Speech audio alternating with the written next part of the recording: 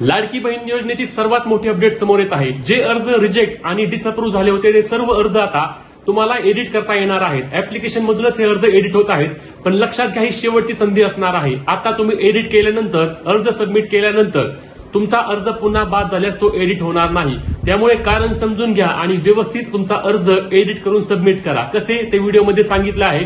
Video शेवटपर्यंत पहा, share करा आणि अशाच महत्त्वाच्या माहितीसाठी फॉलो करायला विसरू नका। यासाठी तुम्हाला नारी शक्ती दूत ऍप्लिकेशन मधून जो फॉर्म रिजेक्ट झालता त्यावर क्लिक करायचं आहे। क्लिक केल्यानंतर सर्वे लोड होईल। या ठिकाणी बघा एडिट फॉर्मचा ऑप्शन आला आहे, तसेच रिझन पण आलेला आहे। तुम्ही आधी व्ह्यू रिझनवर क्लिक करून कोणते कारण आहे ते कारण तपासायचे आहे आणि त्यानंतर ते कारण दुरुस्त करण्यासाठी एडिट फॉर्मवर क्लिक करायचं आहे। एडिट फॉर्मवर क्लिक केल्यानंतर तुमची सर्व माहिती तुम्हाला दिसणार आहे। ती माहिती पाहायची आहे, अपडेट करायची आहे आणि तुमचा फॉर्म परत सबमिट करायचा आहे।